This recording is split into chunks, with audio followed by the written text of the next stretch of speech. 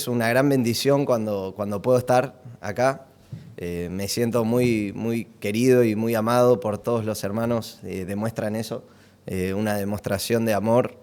Y estoy muy agradecido al Señor por las oportunidades que me da de poder compartir su palabra acá en esta congregación. Gracias al pastor Andrés también.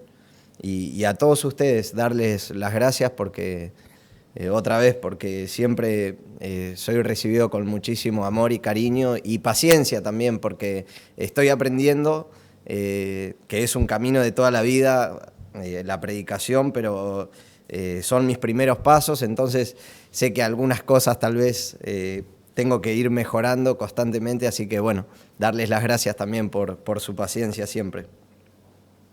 El título del mensaje está, lo que voy a compartir está en Lucas 5, 27 al 32. Lucas 5, 27 al 32.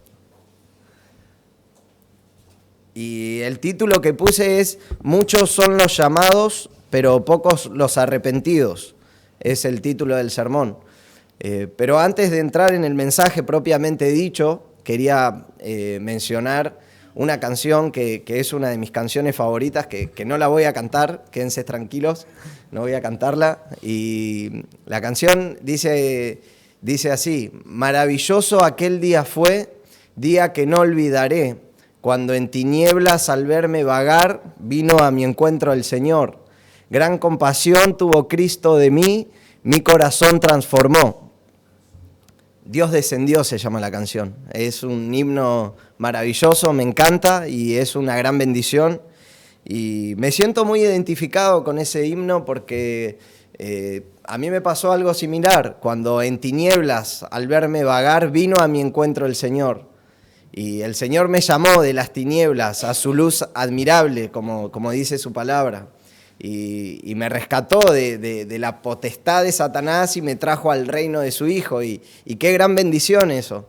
Entonces me identifico mucho con esa canción y vamos a ver que nuestro pasaje tiene algo que ver también con eso.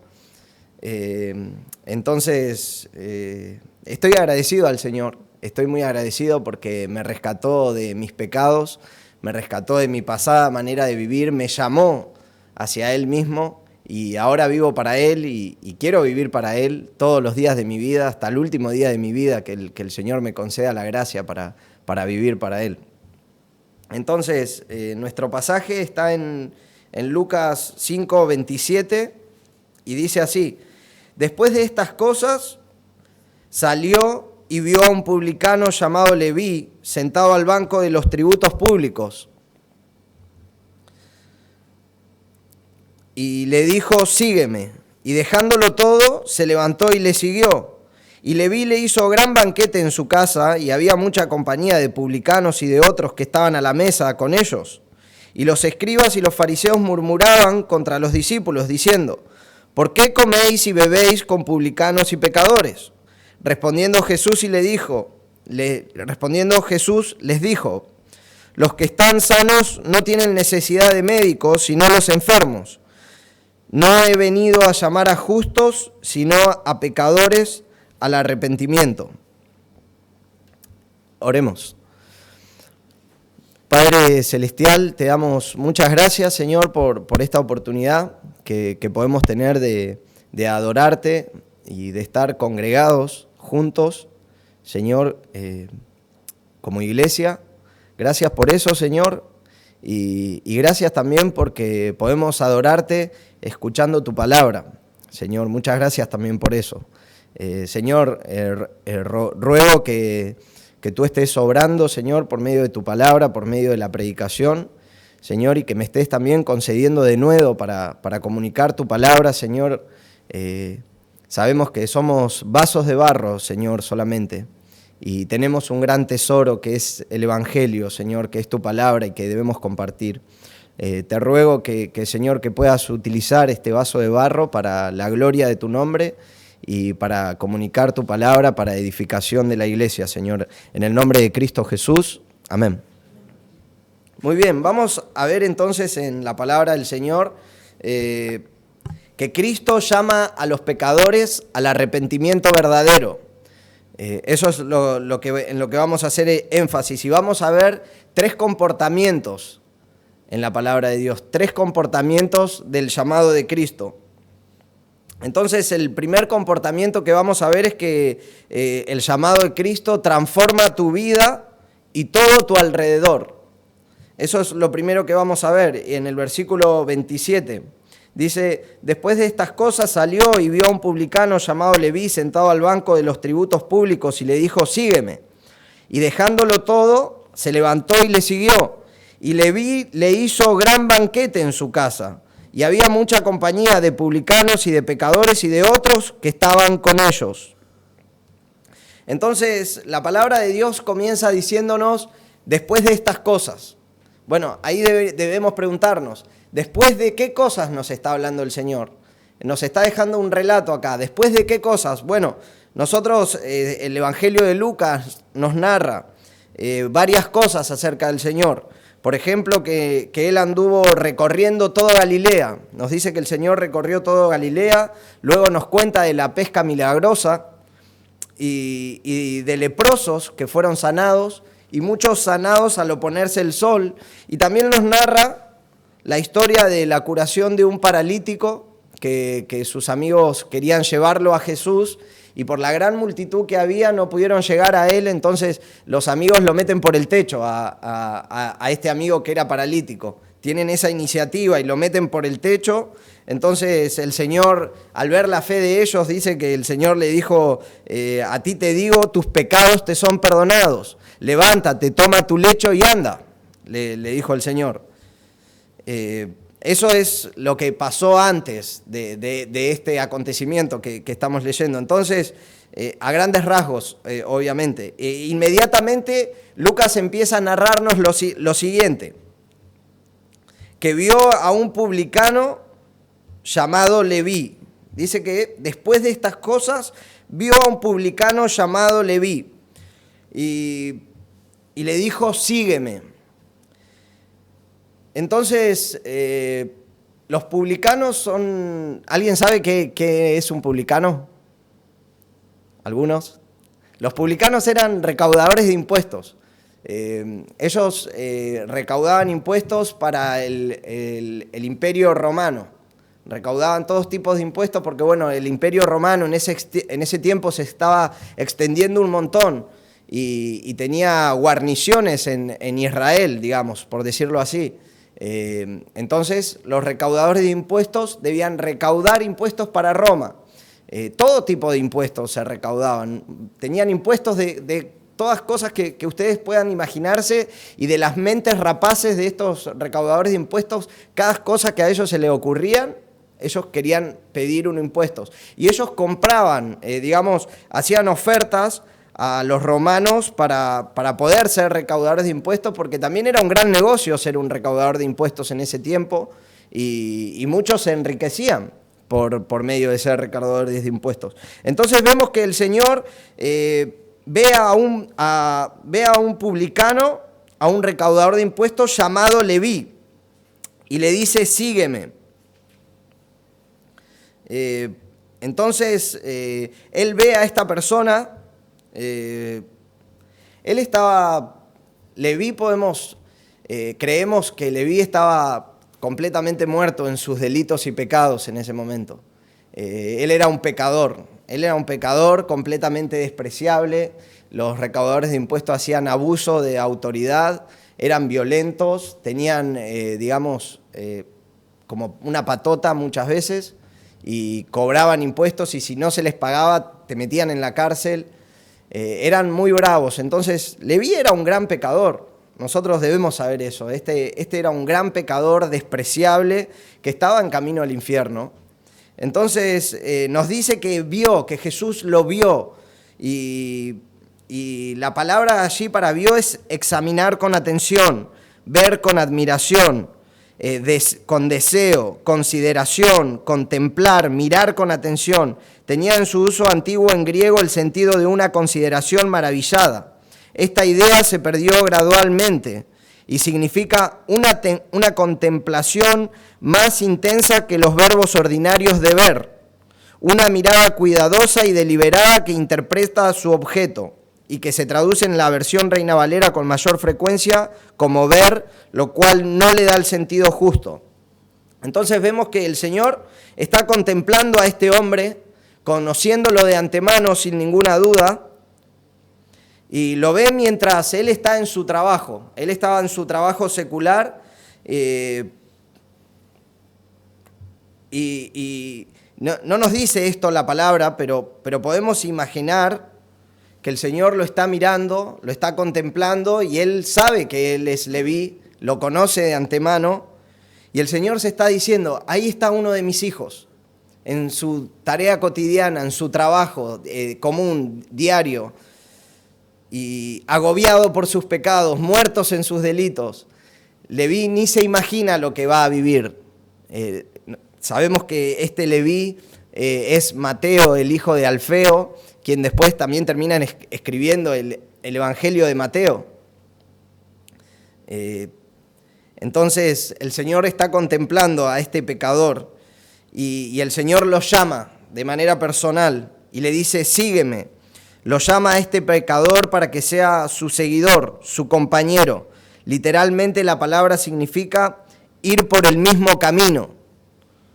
La palabra en griego aparece muchas veces en el Nuevo Testamento. Por ejemplo, en Mateo 16:24 dice, entonces Jesús dijo a sus discípulos, si alguno quiere venir en pos de mí, niéguese a sí mismo, tome su cruz y sígame. Es la misma palabra, sígame. Tome su cruz y sígame. Juan 8:12. Otra vez Jesús les habló diciendo, yo soy la luz del mundo, el que me sigue no andará en tinieblas, sino que tendrá la luz de la vida. Seguir a Jesús nos da la luz de la vida y Jesús está diciendo a este pecador, a este recaudador de impuestos, le está diciendo, sígueme. Allí en su lugar de trabajo, él estaba recaudando impuestos y lo llama.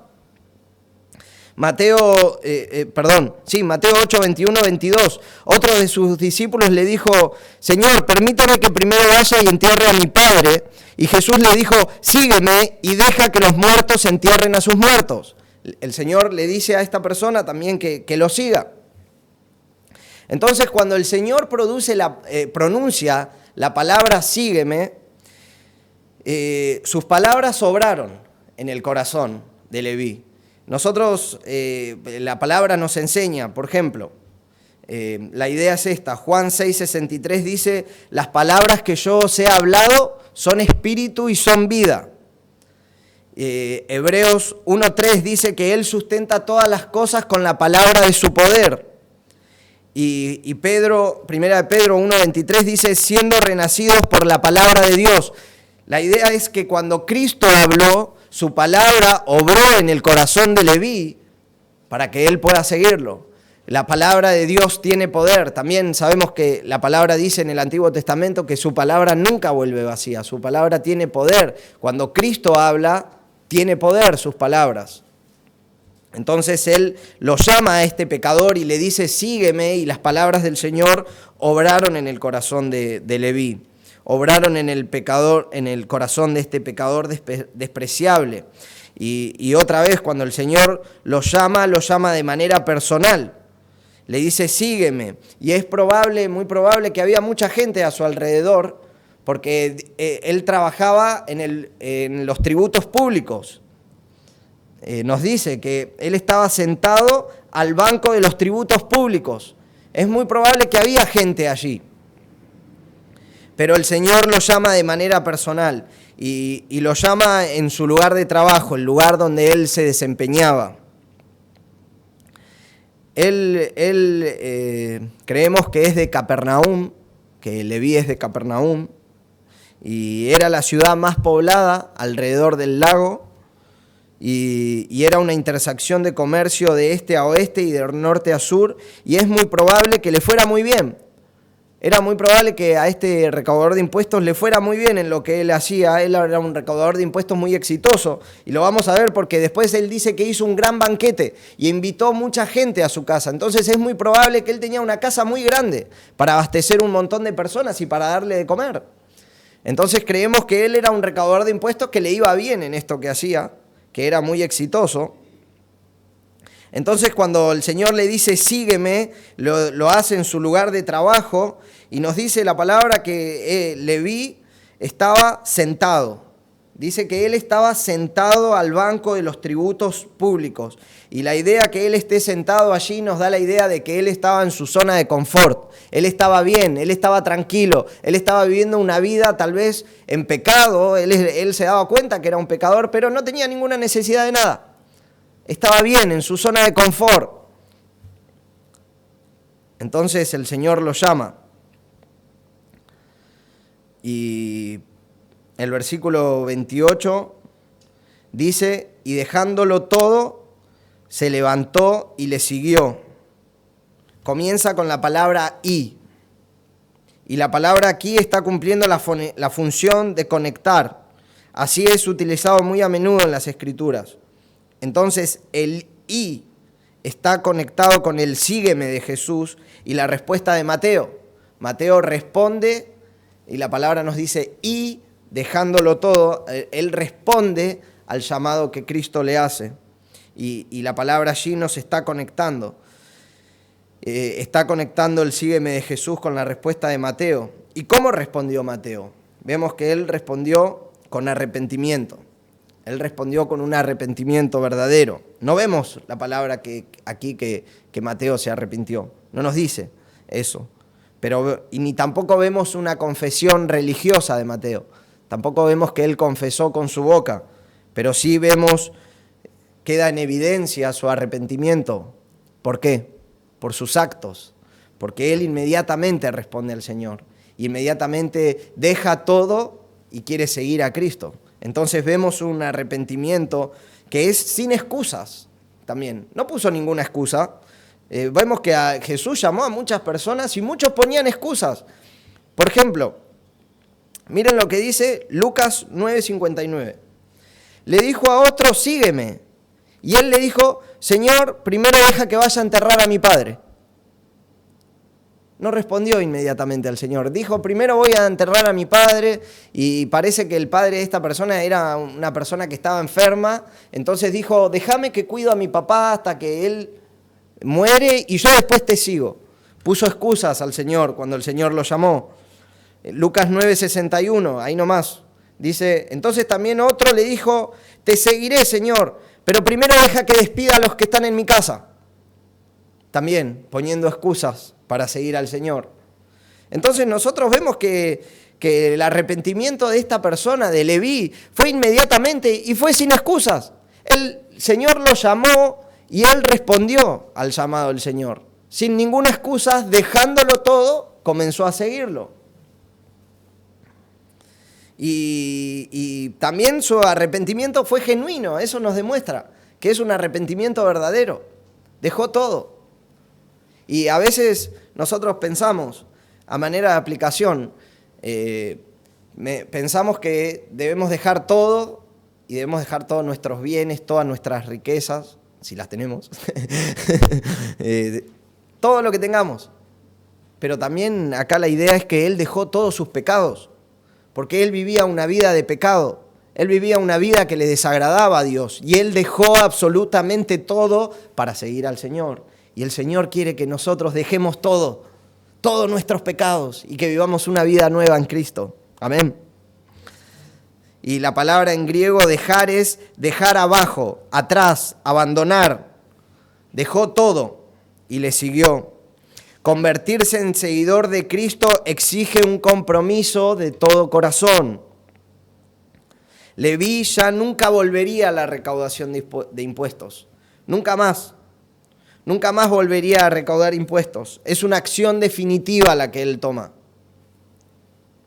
Y que diga que se levantó, nos dice, y dejándolo todo, se levantó y le siguió, estaba justamente dejando la zona de confort, la estaba dejando para vivir para el Señor. Ahora, a modo de ilustración, ¿alguien sabe? Levante la mano, a ver, ¿alguien sabe quién fue un jefe de recaudadores de impuestos en la Biblia? A ver, están... ¿Recaudador de impuestos? ¿Un jefe? Saqueo. Muy bien, Saqueo. Zaqueo, nos dice la Biblia que Zaqueo era un jefe de recaudador de impuestos. Entonces, y acá tenemos a Leví que era un recaudador de impuestos. Entonces, a modo de ilustración, quiero decir esto. Imagínense a Leví dejando su trabajo. Él está dejando su trabajo, está dejando todo. Entonces, imagínenselo que se va al correo argentino. No había un correo argentino en ese tiempo. Pero imaginen que se va él al correo argentino y le dice al chico de la ventanilla, le dice, bueno, un telegrama para renunciar. Un telegrama quiero, ¿viste? Te dan el telegrama y vos lo llenás ahí. Entonces, para Zaqueo que es el jefe de los recaudadores de impuestos. Él va a confeccionar un telegrama de renuncia. Y el telegrama dice algo más o menos así. Estimado jefe, quiero comunicarle que a partir del día de la fecha, renuncio. Sí, renuncio. Renuncio a la codicia. Renuncio a la avaricia. Renuncio a todo tipo de violencia. Renuncio a la mentira. Renuncio a lo oculto y vergonzoso. Renuncio a toda impiedad y a los deseos mundanos. Conseguí un mejor empleo. Me contrató un nuevo jefe. Ahora trabajo para el reino de los cielos. Entonces vemos que Leví confecciona este telegrama y se lo manda a Zaqueo porque ahora es contratado por el Señor. Ahora él va a vivir una vida para Cristo. Y vemos que también los discípulos, por ejemplo, en Lucas 5:11, nos dice, cuando trajeron a tierra las barcas, dejándolo todo, le siguieron. Vemos que los otros discípulos que eran pescadores, ellos también dejaron todo. Pero ¿saben qué es lo especial de Mateo? Que él nunca jamás volvería a ser un recaudador de impuestos. Nosotros vemos después de la resurrección, los pescadores, ¿qué hicieron? Volvieron a pescar. Leví nunca jamás volvió a pescar. Él se tomó en serio esto. Él dijo, voy a seguir al Señor y dejo todo absolutamente atrás. Y jamás volvió a ser un recaudador de impuestos. Entonces seguimos, su arrepentimiento fue de inmediato también, lo cual revela la sinceridad de su deseo de justicia y de salvación. Dejándolo todo, le siguió. El cambio en la vida de este pecador despreciable fue milagroso. Ahora se estaba convirtiendo en un hombre humilde. La palabra siguió es la misma del sígueme. Entonces fue directamente al camino del Señor para seguirlo. Y el versículo 29 nos dice que Leví le hizo un gran banquete en su casa y había mucha compañía de publicanos y de otros que estaban a la mesa. Entonces, aquí lo que nos está enseñando la palabra del Señor es que su arrepentimiento es genuino, su arrepentimiento fue verdadero. Y también vemos eso, queda en evidencia eso también, porque él hizo un gran banquete en su casa. Para muchos otros que estaban allí, muchos publicanos y de otros, dice. Pero Mateo 9:10, que es el pasaje paralelo, nos dice que aconteció que estando sentado a la mesa de la casa, he aquí muchos publicanos y pecadores, nos dice. La palabra allí, en vez de otros, que utiliza Lucas, nos dice que eran pecadores. Muchos otros pecadores invitó él a su casa. Tal vez gente que él les recaudaba impuestos, gente que él extorsionaba, borrachos, sicarios, prostitutas, etc. Pueden ser un montón de pecadores, una lista interminable que nosotros podemos imaginarnos. Y él los invita a todos a su casa y hace un gran banquete para todos ellos. Entonces se ve que su arrepentimiento es verdadero, que él tiene un arrepentimiento genuino. MacArthur comenta acerca de este versículo, y cito, él comenzó a experimentar nuevos anhelos, nuevas aspiraciones, nuevos afectos, nueva mentalidad, una nueva voluntad. En resumen, se convirtió en una nueva criatura. El traidor, extorsionador y pecador terminaría convirtiéndose en un apóstol y evangelista de Jesucristo. Mateo perdió una carrera temporal, pero ganó un destino eterno. perdió las posesiones materiales, pero ganó una herencia incorruptible, incontaminada e inmarcesible, reservada en los cielos. Perdió a sus compañeros de pecado, pero ganó la comunión con el Hijo de Dios. Fin de la cita. Podemos apreciar que el arrepentimiento, queridos hermanos y amigos, son más que palabras. El arrepentimiento son más que palabras. En sí aquí no se menciona, pero es evidente que hay un arrepentimiento en la vida de Leví. ¿Y qué nos enseña esto a nosotros? Bueno, el llamado de Cristo debe transformar nuestras vidas y debe transformar todo nuestro alrededor. Así deben ser nuestras vidas. Nuestros hechos deben hablar más fuertes que nuestras palabras. Nuestra vida en la semana tiene que mostrar evidencia que somos creyentes, que somos seguidores de Cristo.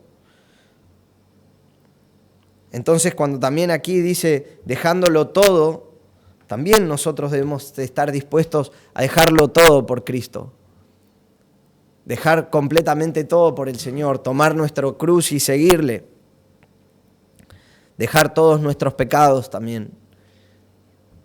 No podemos decir, Señor, yo voy a seguirte, yo voy a vivir para ti toda mi vida, yo tomo mi cruz y te sigo, pero esta partecita me la quedo para mí.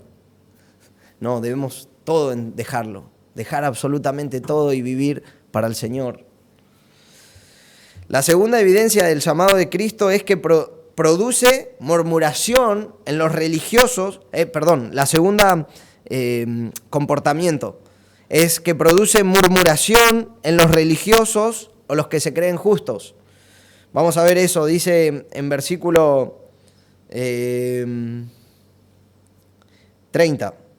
Y los escribas y los fariseos murmuraban contra los discípulos, diciendo, ¿por qué coméis y bebéis con publicanos y pecadores?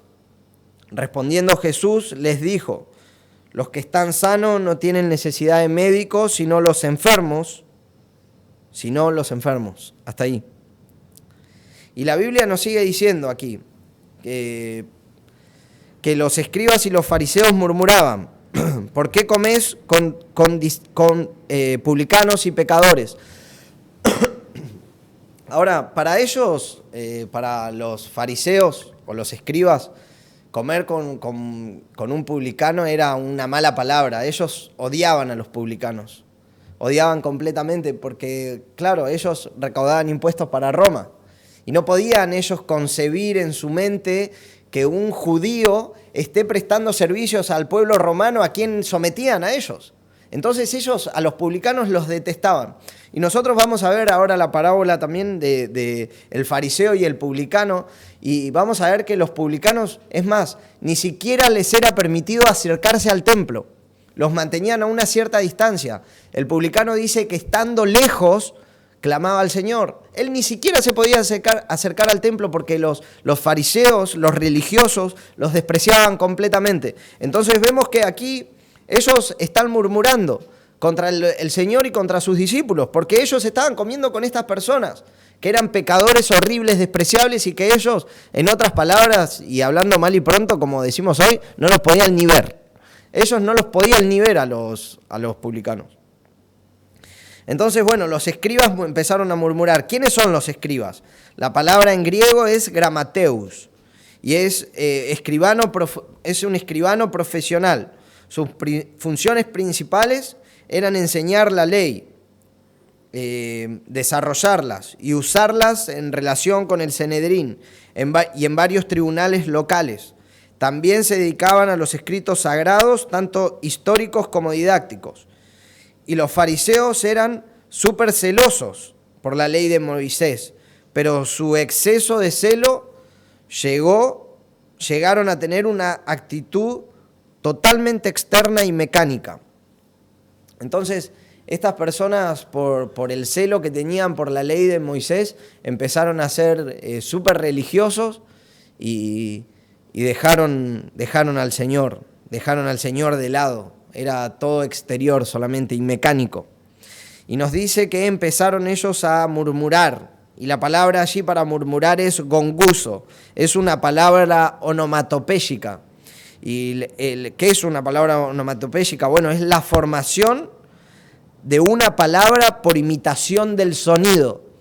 Había una gran multitud y se formó la murmuración. Estaban todos murmurando allí. Y se formó esta palabra. Nos dice que es una palabra onomatopéyica eso. Y lo hicieron contra los discípulos y contra el Señor porque comían con los pecadores. Esto refleja su enojo, porque Jesús y sus discípulos se relacionaban con estos marginados e inmundos. Esta acción, otra vez, fue para ellos altamente contaminante. Y vemos la respuesta en nuestro pasaje que el Señor le da a estos legalistas, que jamás pudieron ser salvos. Las personas así tienen este comportamiento y jamás pueden ser salvos, porque se creen justos, y nadie que se crea justo puede ser salvo. Vemos algunos textos, por ejemplo, de estas personas. Mateo 23, del 1 al 3. Habló Jesús a la gente y a sus discípulos diciéndole: en la cátedra de Moisés se sientan los escribas y los fariseos. Así que todos los que os digan que guardéis, guardadlo y hacedlo, mas no hagáis conforme a sus obras, porque dicen y no hacen. Así estaban los escribas y fariseos, decían y no hacían. Sus palabras, aquí el contraste, ¿no? Sus palabras hablaban más fuertes que sus hechos. Ese es el contraste, ¿no? Y el capítulo 23 de Mateo, todo completo, el Señor lo dedica realmente a defenestrar a los escribas y los fariseos y a exhortarlos. 7 veces les dice: ¡ay! Exclamación primaria de aflicción. ¡Ay de vosotros! El Señor constantemente 7 veces y les dice: guías ciegos, hipócritas, insensatos y ciegos, necios, fariseos, guías ciegos, serpientes, generación de víboras, hacen todas sus obras para ser vistas por los hombres, aman los primeros asientos en las cenas y en las sinagogas y las salutaciones en las plazas y que los llamen rabí y muchas otras cosas más. Y así fueron estas personas que murmuraban. La distorsión más grande que ellos tenían eran que podían ganar el reino de los cielos por su propia justicia. Ellos se creían completamente justos, pero el Señor dedicó un capítulo entero prácticamente a defenestrarlos. Mateo 23, 28 nos dice así: también vosotros por fuera, la verdad, os mostráis justos a los hombres, pero por dentro estáis llenos de hipocresía e iniquidad. Y Lucas 18, del 9 al 14, bueno, es la parábola que había mencionado del fariseo y del publicano. Y dice así: a unos que confiaban en sí mismos como justos y menospreciaban a los otros, dijo también esta parábola. 2 hombres subieron al templo a orar, el uno era fariseo y el otro publicano.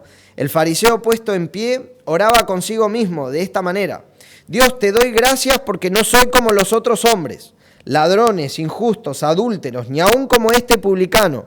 Ayuno 2 veces a la semana, doy diezmo de todo lo que gano, mas el publicano, estando lejos, no quería ni aun alzar los ojos al cielo, sino que se golpeaba el pecho diciendo: Dios, sé propicio a mí, pecador. Os digo que éste descendió a su casa justificado antes que el otro, porque cualquiera que se enaltece será humillado, y el que se humilla será enaltecido. ¿Vieron? Este volvió a su casa justificado, no el otro. Nunca podés volver a tu casa justificado con tu propia justicia personal. Eso es lo que les está diciendo el Señor en esta parábola. Y la palabra justificado es mostrar o considerar como justo o inocente. Cuando uno se humilla, cuando uno reconoce su pecado, el Señor, y por la fe en Cristo, el Señor te declara inocente de todos tus pecados. Pero si uno se cree justo, no vuelve a su casa justificado como este fariseo. Entonces, sigue diciéndonos en nuestro texto que los enfermos no son los que tienen necesidad de médico. Ahora, eso es, el Señor usa esta ilustración, usa una ilustración aquí el Señor, diciendo, los enfermos no tienen necesidad de médico. Claro, ¿quién sacó de ustedes alguna vez un turno porque se sentía bien? Iban al médico porque se sentían bien. Nadie que se sienta bien, que esté sano, que tenga salud, va a ir al médico. Entonces el Señor les dice a ellos que empezaron a murmurar, los sanos no tienen necesidad de médico. Ellos no se daban cuenta que ellos sabían que los publicanos eran pecadores y que estaban enfermos espiritualmente, pero ellos mismos eran los más enfermos de todos y no se daban cuenta de eso. No se podían dar cuenta que ellos eran completamente enfermos, porque se autopercibían justos, pero eran también pecadores horribles, y jamás nadie que se perciba justo será salvo. Esto lo vemos en el mismo Mateo, cuando el Señor lo llama. Él empezó a seguirlo y él dejó todo, pero él no se atribuyó a él ninguna obra personal. No dijo, bueno, yo soy bueno, yo di limosnas, ayudé a mi vecino. No hay obra personal para poder ser justificado delante del Señor. Y Mateo no se justificó a sí mismo. Nadie jamás puede ser salvo por medio de justificarse a sí mismo, por medio de sus obras, porque la salvación es un regalo de Dios, es un regalo que el Señor le da al hombre. Lo único que nosotros podemos aportar para nuestra salvación, ¿saben lo que es? Nuestro pecado. Es todo lo que podemos aportar al Señor.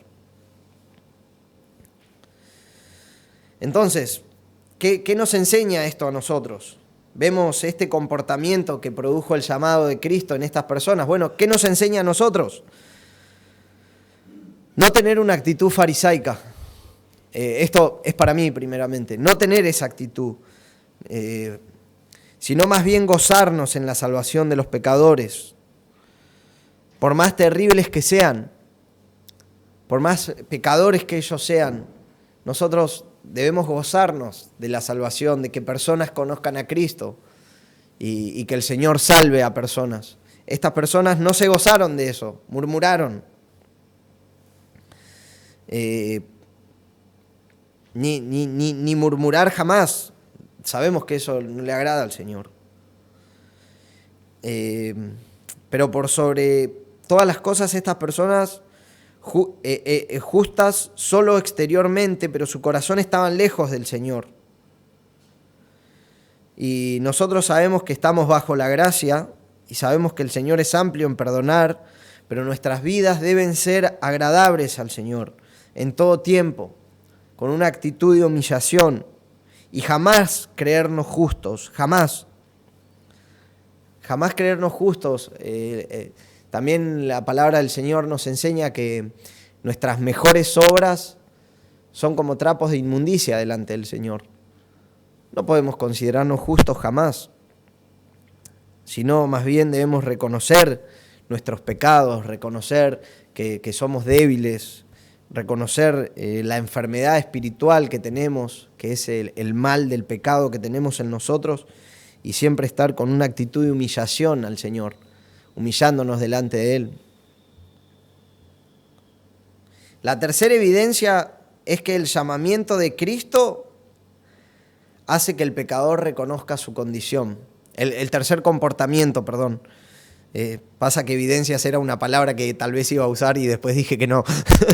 Por eso me la confundí varias veces, perdón por eso. El tercer comportamiento es que el llamado de Cristo al pecador debe reconocer su condición. El pecador debe tener ese comportamiento de reconocer su condición. Vemos que nos dice aquí la palabra, nos dice, versículo 32, no he venido a llamar a justos, sino a pecadores al arrepentimiento, nos dice el versículo 32. Entonces, yo pensaba, digo, Señor, ¿cómo no he venido a llamar a justos, sino a pecadores al arrepentimiento? Si no hay justo ni a uno, ¿No nos dice eso acaso Romanos 3, 9 al 12? Dice, ¿qué pues somos nosotros mejores que ellos? En ninguna manera, pues ya hemos acusado a judíos y a gentiles que todos están bajo pecado. Como está escrito, no hay justo ni aun uno, no hay quien entienda, no hay quien busque a Dios, todos se hicieron inútiles, no hay quien haga lo bueno, no hay ni siquiera uno. No hay ningún justo. Entonces digo, Señor, ¿cómo no viniste a llamar a justos si no hay ni uno? El tema está en que ellos se consideraban justos a sí mismos. Ninguno que se considere justo a sí mismo. El Señor no vino a llamar a ninguno que se considere justo a sí mismo. Y nos sigue diciendo que el Señor vino a buscar a los pecadores para el arrepentimiento. Y la palabra aquí, pecador, literalmente significa uno que hierra al blanco. Es un adjetivo utilizado muy frecuentemente como un nombre. Y es el término más usual para describir la condición caída del hombre y es aplicado a todos los hombres. Somos pecadores y estamos bajo la condenación del pecado. Ahora, somos pecadores por dos motivos. Dos motivos nos hacen pecadores. Primer motivo es que somos pecadores por herencia. Todos nosotros, toda la humanidad, somos pecadores por herencia. Romanos 5:12. Por tanto, como el pecado entró en el mundo por un hombre, Adán, y por el pecado la muerte pasó a todos los hombres por cuanto todos pecaron. El pecado, como una enfermedad altamente contagiosa desde el principio, pasó a todos los hombres porque todos morimos. Y la muerte está en todos nosotros porque todos pecamos. Pecamos porque heredamos el pecado de Adán, su naturaleza. Romanos 5:19. Porque así como por la desobediencia de un hombre, los muchos fueron constituidos pecadores. Todos nosotros fuimos constituidos pecadores, toda la humanidad, por la desobediencia de uno. Entonces pecamos por herencia. Desde el nacimiento somos pecadores. Nadie tiene que enseñarle a un niño a mentir. ¿Alguien le dijo a un niño a mentir? No, les enseñamos a decir la verdad, porque ya mienten por naturaleza. Si un niño está con toda la cara llena de chocolate y vos le preguntás, ¿quién se comió la torta? Él te va a decir, yo no fui. Lo va a negar, porque somos pecadores. Por naturaleza, mentimos, somos egoístas. Un niño no tiene que aprender a no prestar sus juguetes. Les enseñamos a que compartan sus juguetes con nosotros, porque desde nacimiento ya somos egoístas. Y eso es lo que nosotros somos pecadores por herencia. Y la segunda manera de que somos pecadores también es por transgresión de la ley. Primera de Juan 3:4. Todo aquel que comete pecado infringe la ley, pues el pecado es infracción de la ley. Entonces nosotros somos pecadores porque infringimos la ley de Dios. Dios le dio una ley al hombre, a Moisés le dio la tabla con los 10 mandamientos. ¿Recuerdan eso? Honrarás a tu padre y a tu madre. ¿Quién honró a su padre y a su madre desde que nació hasta hoy? Levante la mano. Nadie, porque ninguno puede honrar a sus padres siempre. Porque pecamos, somos pecadores y infringimos la ley. Y Dios le dio esta ley al hombre, honrarás a tu padre y a tu madre. Y nosotros quebramos esta ley. No mentirás. ¿Cuántas mentiras dijiste en toda tu vida? ¿Las podés contar con la mano? ¿Necesitas mis manos también? Todos mentimos un montón, desde que nacimos hasta hoy. Somos mentirosos porque somos pecadores, infringimos la ley de Dios. También la palabra nos dice, no matarás, pero Jesús dijo, si alguien odia, si tú odias a tu hermano, es contado como un homicidio, nos dice la palabra del Señor. Es como ser un asesino. Y también dice, no cometerás adulterio. Si miras a una mujer y la codicias, ya adulteraste con ella en tu corazón. Eso también es infracción de la ley. Quebramos los 10 mandamientos. Mirar pornografía, por ejemplo, es codiciar. Entonces, quebramos la ley de Dios, somos pecadores. Romanos 6:23 nos dice que la paga del pecado es la muerte. Todos nosotros merecemos morir. Todos nosotros vamos a morir porque es la paga del pecado. Merecemos la condenación eterna, merecemos la muerte eterna, el infierno eterno. Cuando Jesús estaba con Marta y María, le dijo: Señor, yo sé que tú lo resucitarás. Jesús le dijo: yo soy la resurrección y la vida, el que cree en mí no morirá eternamente. No morirá eternamente, hay una muerte eterna. Y eso es a donde nos llevan nuestros pecados. Al infierno, al lago de fuego y azufre que arde por toda la eternidad, donde será el lloro y el crujir de dientes, donde el gusano nunca muere, la llama nunca se apaga, el lugar donde se pide a gritos, allí se pide a gritos que vengan y te mojen con una gota a la punta de la lengua, porque es muy grande el tormento que hay en ese lugar. Entonces, Dios hizo algo para eso, para que nosotros no vayamos allí por ser pecadores. Dios hizo algo. Hace más de 2000 años, Él envió a su Hijo, Jesucristo, a morir por nuestros pecados en la cruz. Entonces, cuando Cristo estaba muriendo en la cruz del Calvario hace más de 2000 años, Él no estaba muriendo por sus pecados, porque Él nunca pecó. La Biblia nos dice que ni siquiera se halló engaño en su boca. Toda la ira de Dios que era para vos y para mí y para toda la humanidad cayó sobre Jesucristo en la cruz del Calvario. Todos nuestros pecados fueron imputados a Cristo Jesús. Y Él murió allí y resucitó con gran poder al tercer día y ahora vive para interceder por nosotros. Y Dios, y eso lo vemos, por ejemplo, lo vemos en Isaías 53:5. Mas Él herido fue por nuestras rebeliones, molido por nuestros pecados, el castigo de nuestra paz fue sobre Él, y por sus llagas fuimos nosotros curados. Me encanta ese pasaje, Isaías 53:5. Para un pecador tan vil como fui yo, como soy yo, que saber que Cristo murió por mí en la cruz es de gran alegría. Y vemos que Él puede salvar perpetuamente. Hebreos 7:25, por lo cual puede también salvar perpetuamente a los que se acercan a Él, viviendo para interceder por ellos. El Señor intercede por nosotros. Entonces vemos que el Señor vino a este mundo a llamar a los pecadores al arrepentimiento. Él vino a llamar a los pecadores al arrepentimiento. Ahora, ¿qué es el arrepentimiento? Bueno, por ejemplo, dice Hechos 17:30, pero Dios, habiendo pasado por alto los tiempos de esta ignorancia, ahora manda a todos los hombres en todo lugar que se arrepientan. Amén. ¿Pero qué es el arrepentimiento? Bueno, el arrepentimiento es un cambio de mente. Nosotros debemos cambiar nuestra mente.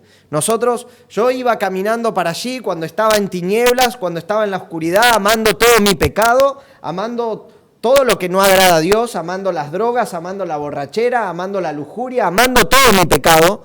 Escuché el mensaje del Evangelio, Cristo murió por mis pecados, Cristo vino a buscar a los pecadores. Yo merecía el infierno, pero la buena noticia es que Cristo murió por mis pecados, me arrepiento, cambio mi mente y ahora empiezo a caminar en esta dirección. Ahora amo a Dios, ahora amo su palabra, amo leer su palabra todos los días, amo orar todos los días, amo cantar con los hermanos, amo estar en comunión con hermanos. Me arrepentí de mis pecados y eso es arrepentirse, cambiar nuestra manera de pensar.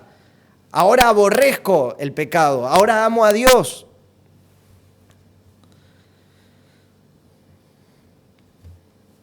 ¿Qué pasa si no me arrepiento? Deberíamos estar preguntándonos. ¿Y si no me arrepiento, qué pasa? Bueno, por cuanto está establecido un día al cual juzgará al mundo con justicia, por aquel varón a quien designó dando fe a todos con haberle levantado de los muertos. Dios juzgará a este mundo, Dios juzgará a la humanidad. Debemos arrepentirnos de nuestros pecados. Salmo 7:12, me encanta. Si no se arrepiente, Él afilará su espada. Armado tiene ya su arco, lo ha preparado. El Señor tiene preparada su espada. El Señor tiene afilado su arco para aquel que no se arrepienta de sus pecados. Entonces vemos que el Señor, el tercer comportamiento, es que el Señor viene a llamar a pecadores al arrepentimiento. Y el tercer comportamiento es tu comportamiento y es mi comportamiento. ¿Cómo vamos a comportarnos frente al mensaje de la palabra del Señor? ¿Cómo vamos a comportarnos? Como Leví, tenemos este ejemplo en la palabra del Señor. Que podamos ser así, que estar dispuestos a dejarlo todo, lo que el Señor quiere que dejemos, todos nuestros pecados y todo lo que Él quiera que dejemos para servir al Señor, vivir para Él. Tenemos un nuevo jefe, ya no somos más esclavos del pecado. Ahora somos hijos de Dios por medio de la fe en Cristo. Entonces, para repasar solamente, el comportamiento tiene que transformar tu vida y todo tu alrededor. Va a producir murmuración en los que se crean justos, tal vez tus compañeros de trabajo. Recuerdo Don Quijote de la Mancha dice: ladran, Sancho, señal que cabalgamos. Cuando estén murmurando en contra de vos, seguí adelante. Y el pecador debe reconocer su condición. Así que, bueno, ese es el mensaje que quería compartir. Espero haber sido de bendición, que el Señor pueda haber utilizado su palabra y vamos a orar. Amado Señor, muchas gracias, Padre eterno, por tu palabra, Señor. Gracias por las Escrituras, Señor. Gracias porque por medio de ellas, Señor, nosotros podemos entender tu voluntad, lo que tú quieres para nuestras vidas. Señor, gracias por eso. Muchas gracias por la vida de Leví, Señor, la vida de Mateo, que vemos que él respondió solícitamente a tu llamado. Gracias por eso, Señor. Y ruego, Padre, que en todos nosotros, Señor, tú puedas poner ese corazón de querer ir en pos de ti, Señor, y servirte en gran manera. Pedimos que nos ayudes con eso. Señor, también ruego tu bendición. Si hay alguien que no conoce a ti, Señor, o que nunca se ha arrepentido de sus pecados aún, Señor, pedimos salvación, que tú estés obrando salvación en esas personas también. Señor, y a los que sí te conocemos, Señor, que tú nos ayudes cada día a vivir para la gloria de tu nombre, especialmente en este día, Señor, que tú nos ayudes a vivir para la gloria de tu nombre en lo que resta del día. Te damos gracias, Padre, en el nombre de Cristo Jesús. Amén.